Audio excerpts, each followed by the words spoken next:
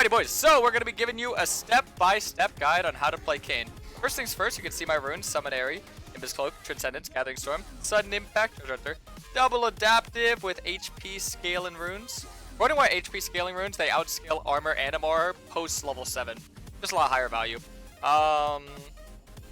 Into their team, I will probably go Red Smite. I pretty much always go Red Smite. I'll get a Trinket, I'll get Pot, and we're going to be on the map. So Jarvan is a champion who's going to be looking to gank a lot early. So basically, my thought process with Kayn is that you always kind of want to try and do what the enemies are going to do, but better. So a lot of what I'm going to teach you with Kayn isn't necessarily just Kayn himself, Kayn into other champions. Because a lot of people, they just want to think of their own little box. You kind of want to think outside of the box and not just think, okay, what are my strengths? No, what are the enemy's weaknesses? And you kind of want to like balance your strengths and their weaknesses. So one of the main strengths of Kayn that everyone should know is his fast clearing. So step number 1, I'm going to teach you guys a fast and effective early gank clear. So look at their bot lane. This is a very aggressive bot lane. So ideally, they're going to be looking for ganks. Now keep in mind, this clear is not simply just one gank. It's enabling you for multiple ganks, and I'm going to show you those multiple windows. The next step we're going to get into will be our itemization, but we'll get into that after our clear. So first, we just want to talk about our clear. So the number 1 step that you kind of want to understand for Kayn's clear is that, well, you know, you have AoE. So Raptor's Krugs is easy. Just make sure you hit them all. And now I will get my E. You can just E over this wall. And one of the biggest steps you can learn for every Kayn main, a big milestone, is queuing in wall. So notice I'm dragging this red buff towards the next camp. I'm going to get in this wall. I'm just going to queue in the wall, and that'll cancel the Q animation, and that'll give me more time to get autos. I'm going to smite this. I'm going to queue over this wall. We're going to look bot here. See, my bot lane's actually shoving, but in reality, they should not be shoving. But it's fine. So with this Krugs, you don't actually need to queue in wall, because stacking them both on the same wall, not that good of an idea, because you're not going to hit both of them with both your Qs. So I actually do space this one out a little bit. So look, this is a gank window right here, but look at the opportunity. It's not there. And then enemy Jung, he has gank opportunity. So I'm going to ping out the lanes that are shoving. You don't necessarily even need to like worry about where the enemy started. You need to worry about which lanes are shoving or not. So in between camps and when you're resetting, always look at the lanes. Like, okay, is this lane shoving? No, it's shoved in. Is this lane shoving? No, it's shoved in. Is this lane shoving? Okay, this lane shoving. Then you go and ping that lane, hey, be careful. It's going to be around. And you know, sometimes they'll listen, sometimes they won't. Now we're going to farm wolves, and you always want to kite your camps towards your next camp. So we're using the wolves to kind of like get over towards the next one, and I'm going to farm my Gromp next. A lot of people farm wolves and then blue. That's correct for a full clear.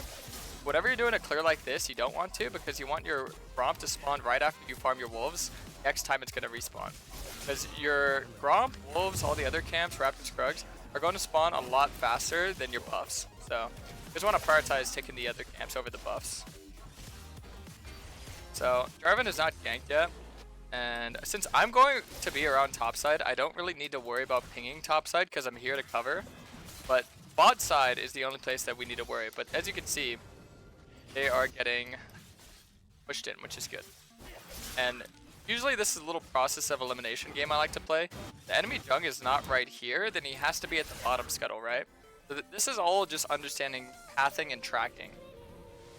One of the most core components of Kayn's kit, because your good and effective clearing is what's going to enable you to become an absolute beast when you get your form. Oh wow, Jarvan actually did go top. Given the information I had, everything told me that he was bot, but you have to understand this is a game of percentages. There's not really any absolutes. An absolute is what you'd call what vision is. That's what vision is. So getting like wards, getting deep wards and whatnot, which is what I'm gonna go do right now. I'm gonna go set up a deep ward in his bot side. I'm gonna get both scuttles. Even though he gets a kill there, I'm still able to get an advantage on him, and I also get this vision on him. And we're also gonna look for our own ganks. So what we're able to do here is create our own play here.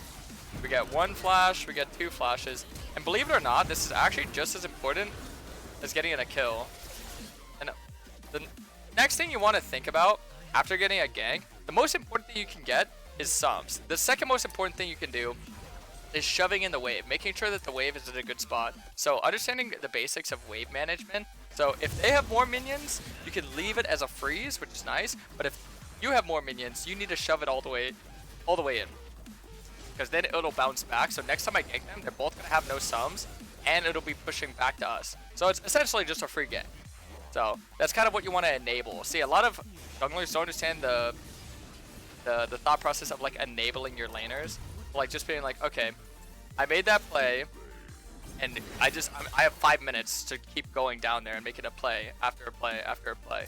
And I know a lot of you are probably wondering, Karasmai, what about D-Blade, Longsword, you know, what you used to do?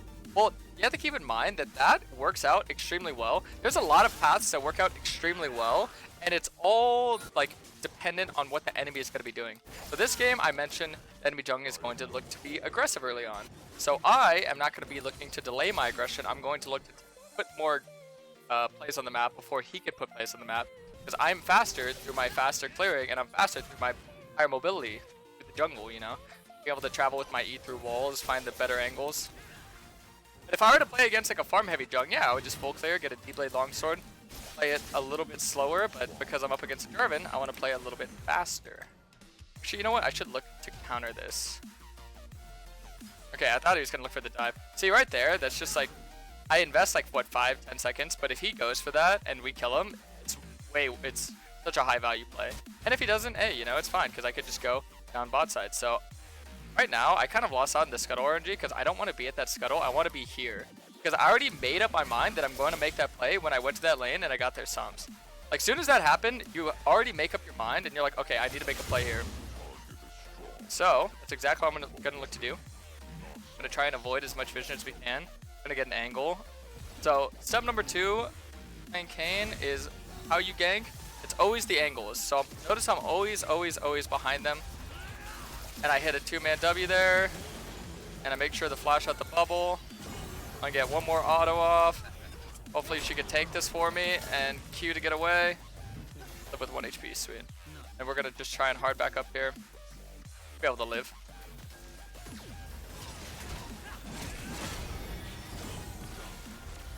Go back in. Nice. So just be able to space that out perfectly.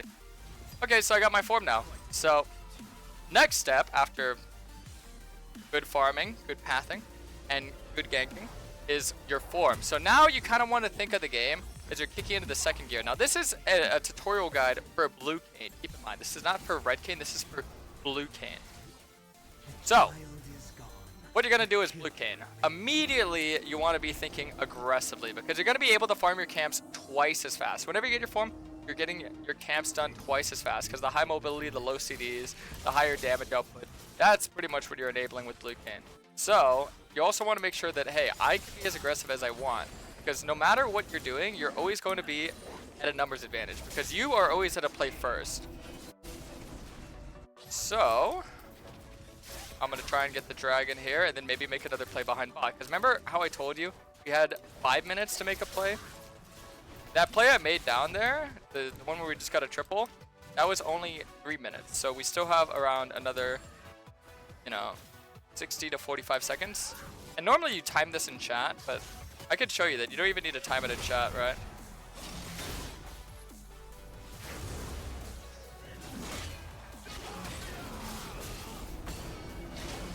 Okay. I might get collapsed on here. Thankfully, Rise is here.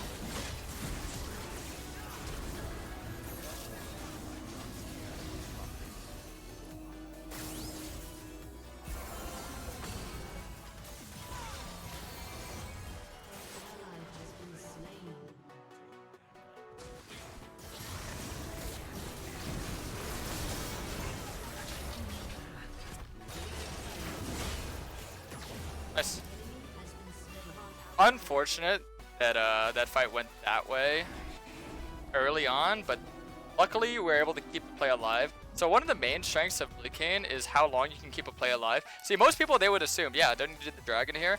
Well, not really, because you have to think about how fast you respawn now, the changes to like respawn timers, and the fact that you get home guards after you die. So they're able to get back on the map extremely fast. So I'm just going to look to stack gold and XP. That's what you're doing whenever you're playing blue Kayn, because you're able to do it a lot faster than the average champion. So this is what you call snowballing. So I'm going to look for another play when I have my ult. Maybe I could look for a play right here, because Camilla has her ult. So instead of playing off my strengths right now, where I'm at in this game, I could play off my teammates' strengths and where they're at in this game, you know? That's kind of the things that you want to think about, right? So look, I get a kill for free because I just have basic awareness, right? I don't need my ult, but when I have my ult, I'm gonna force a play. So a lot of champions, that's how your ult works. You always want to be like, okay, I'm gonna chill, I'm just gonna farm my camps, and my ult is back up, I'll look to make more plays. So something as basic as that. Red Kayn's not too different, but the thing is, Red Kayn moves around the map a lot slower, and he's like, okay, we can get an objective, we're doing the objective. Blue Kayn's like, okay, I don't necessarily need this objective.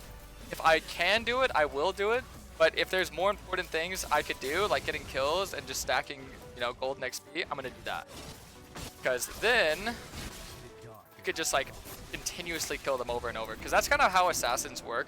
Is you have such high burst. You don't necessarily need your ult. You don't necessarily need to worry about always having your ult up and whatnot.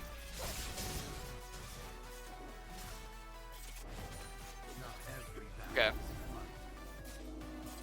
I'm gonna catch this wave here because look, this is just free gold, free XP. And then I also do have my ult. Even though I do have a lot of gold, you have to think about, okay, how much gold does Jarvan have on the map? How much gold do I have on the map? And they're trying to start the dragon here, so I have like a lot of opportunity for plays here. We could look to fight a Kali, who definitely wants to look to fight me here. Okay, yeah, if she went back in on that E, I would have went for her. I'm gonna just let them get low by the Dragonair. I'm gonna go for the steal right now. So that's how you always want to time your smite, by the way, is you want to time your highest damaging abilities with your smite. He's gonna look to EQ. I just go and follow him through. We're able to kill him. See, so look, even though I have 2.7k gold, a lot of people would be like, oh, don't you just reset here? Well, no, because think about how ahead I am. The fact that I have this much gold and I'm still the same items as Jarvan means I don't need to reset, because instead of having gold advantage over him, I have the XP advantage. So even though he's similar in strength, I'm actually still ahead. And if I'm still ahead and I could also move on the map faster, be around places a lot faster, it's kind of just that like omnipresence. That's really the main strength of Blue Kayn, is the omnipresence. You're always just able to be here, here, here, here. It's very important to make sure that like you're never getting seen.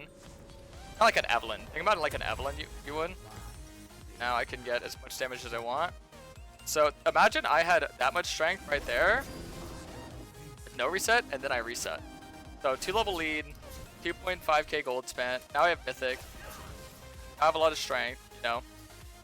And then imagine when I have my ult. So that's when you can start forcing like really big plays. You can start forcing dives.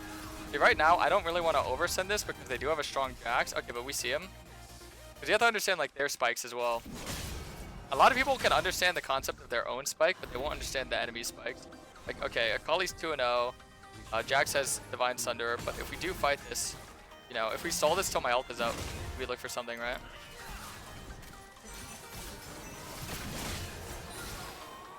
Just died for free. Look, I could go invade him. You just want to like get as much as you can while you can. This is when I would start taking objectives. This is where like objectives become a priority to me. When I'm already like well established, well ahead, that's when I start getting objectives. And basically my entire objective right now in my own brain is I want to get these objectives and then I want to stay on the map until the next objective spawned and get a reset before that and see how much I could do. Or I could just reset when I have full items, you know, that also works. Maybe I should have got this rift earlier so I could get the crash in top and get the plates. But I mean, I wanted to ensure that I was getting his topside camps because that's what really is going to keep Jarvan out of this game. So I think the plates would be nice, but it wouldn't necessarily be taking anyone out of the game. You know, a lot of people, they understand is getting themselves ahead, but you have to also think about getting the enemies behind. Finding a good balance is basically like one of the core essentials. Because he doesn't get his topside camps, he doesn't get rift, and he doesn't get my bot side camps here either.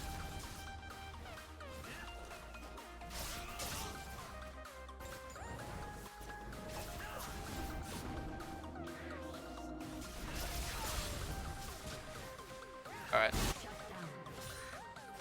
Okay, so they did make a play in bot.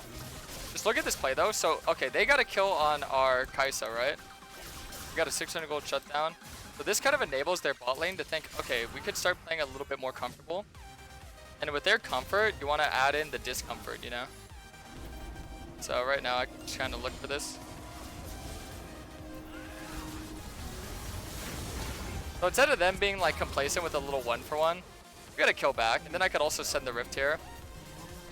So like I'm always matching what he's doing, and I'm adding on to it. Like I'm adding my own little twist.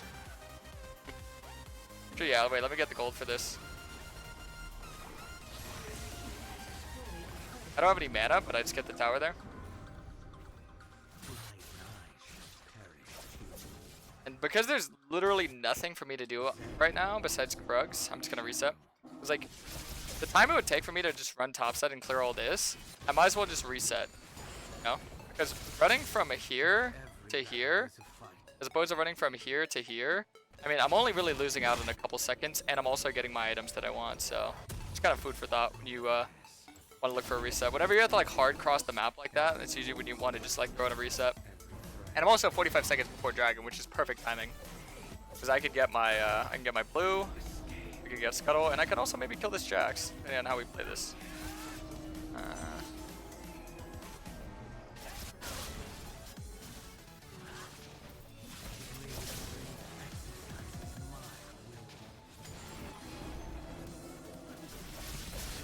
So I'm gonna come a little fashionably late to this objective, but the thing is that you usually have to get the push through mid before you want to do this.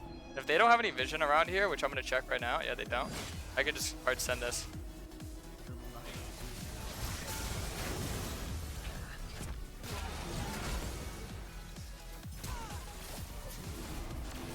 Nice.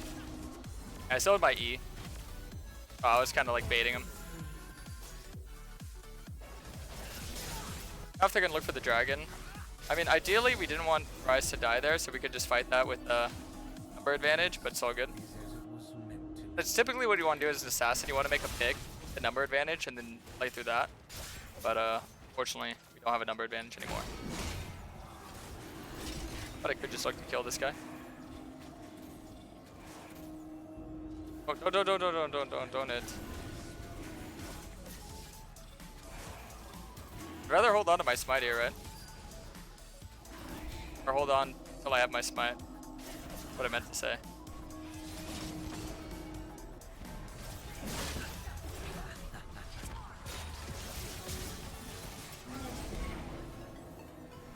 So yeah, I got maximum damage off there, and I was also able to kill the Lucian. So usually it's smarter in these situations when you're this ahead to just look to fight, as opposed to just looking for the objective. Because then like kind of enables the potential of you getting it stolen. Remember how I stole Jarvan's objective earlier? You don't really want to give them the opportunity for that. No, we're just gonna get the objective. So as an assassin, this is always how you want to think. See, Ross is different, and I'll make a video and kind of go over that whenever, you know, probably later this week. And then for Blue Kayn, I mean, I'll just kind of explain right now. You always want to look for picks and then forcing uneven fights. You always want to try and be there first for an uneven fight. It's kind of the whole like ideology behind how you play Blue Kayn. It's all about being there first. So even right here, like I could be like, okay, well, he ran away. We could have killed that, but it's fine.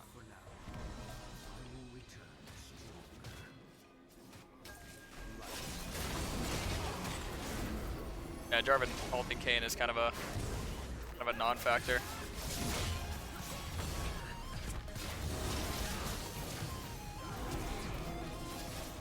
Yeah. I had a feeling she was gonna flash, so I just threw my W where I thought she would flash. You can't always be predictable with where you flash. You kind of want to always flash in like a bit of a sporadic pattern. I'd say always at like an angle. I kind of flash a little bit straight.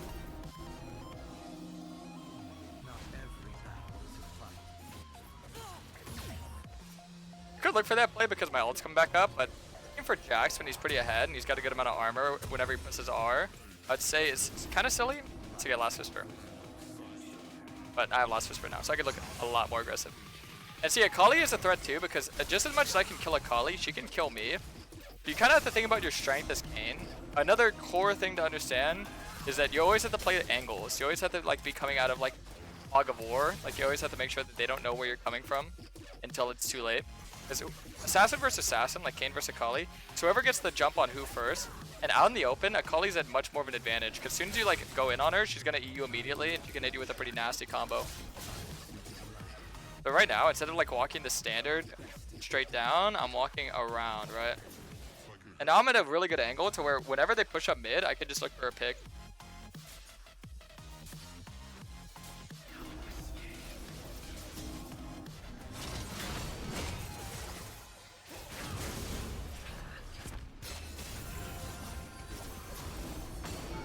I die here. I die here.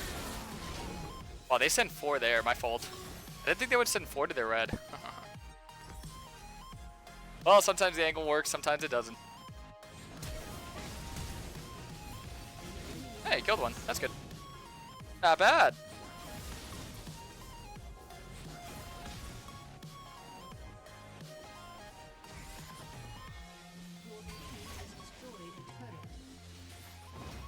Yeah, you could see even I make sometimes stupid mistakes.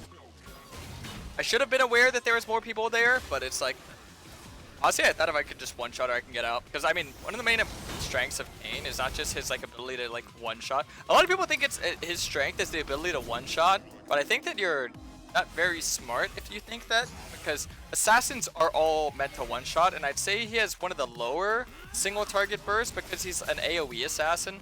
AoE assassins aren't necessarily like the strongest at just assassinating a single target. You usually want to like look to assassinate multiple targets. So a lot of people seem to forget that. So you have to kind of imagine whenever you're in a team fight, you need to be able to 100-0 somebody without using your ult, and then using your ult, and then resetting and getting another combo on somebody else. So just kind of food for thought. Like, he's not like a Rengar that he just throws his entire kit at you in one go. He's somebody that you want to like, okay, so I'm going to throw out like my W, auto Q, one-shot somebody, smite ult somebody else, hold on till my Q and W is up, exit out of my ult, get my W off. And if you can kill them, you want to kill them, and if you can't, you always play to survive after. So that's kind of how Blue Kayn works in terms of his like combos and whatnot. My greatness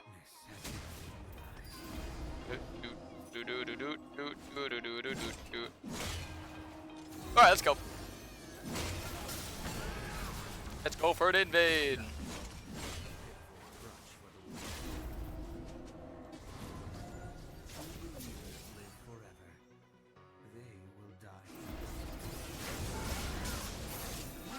Nice. Don't even need to use my ult. A lot of times whenever you're looking for picks, and don't like be too frugal with your ult, because whenever you have Axiom Arc, it always to no, ult whenever, but you don't want to always like waste your ult. Like if you can hold your ult, you should. Wait, what the hell?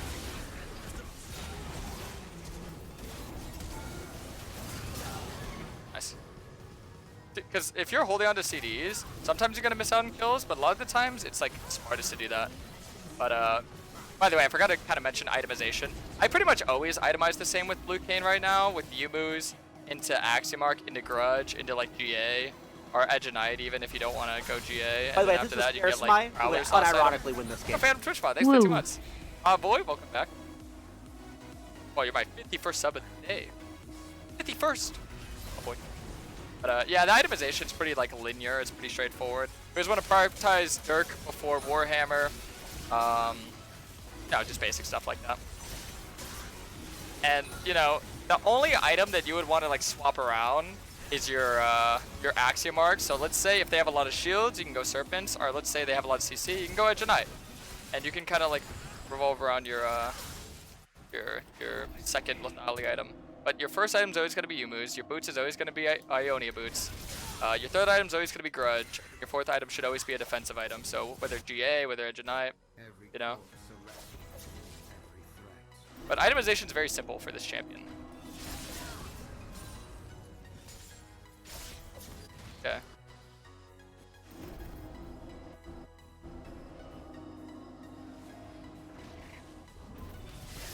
Why Yumu's? Well, Yumu's has the best stats for burst, and it also synergizes with Blue Kayn because of the mobility. But Dustblade definitely is an item that is usable as well, so if you don't like Yumu's, you could also try out Dustblade. I definitely have a lot of like gameplay with Dustblade.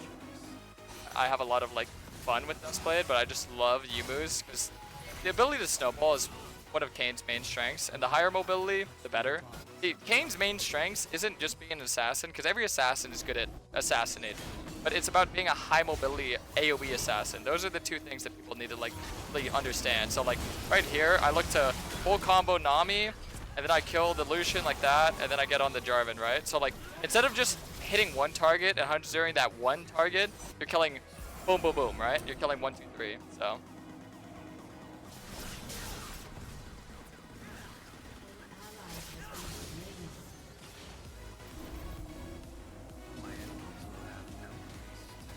Hello. Yeah, since she's just gonna W, I could just do that. So my ult thing is a very OP tactic that you could do. Keep in mind. Notice what I did there? I took a step back because that enables him to walk straight forward after me to try and auto me. So when I throw my W in a straight line, he's kind of like auto-pathing into me. Hedge Knight on Hecarim ever worth? No. Hecarim doesn't really go lethality items. You can get Grudge, but I wouldn't really ever recommend getting lethality items besides like a lethality mythic of like Yumus or whatever. But yeah, no, he doesn't really synergize too well with lethality.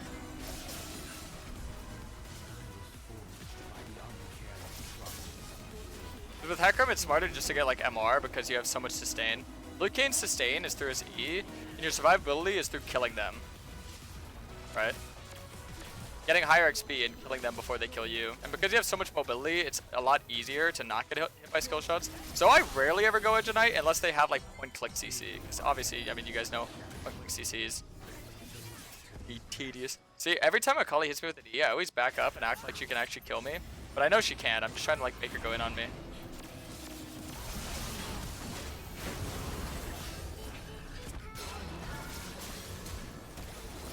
You know what? I thought I was gonna kill her there, and it's like I threw my W at Akali because I was like, oh, I for sure kill Tommy here. All right, well that should be the game. I hope you boys enjoyed it. Hope you learned a thing or two. See ya when the red vid drops. Step-by-step guide to Red Kayn. Peace out, YouTube. Adios.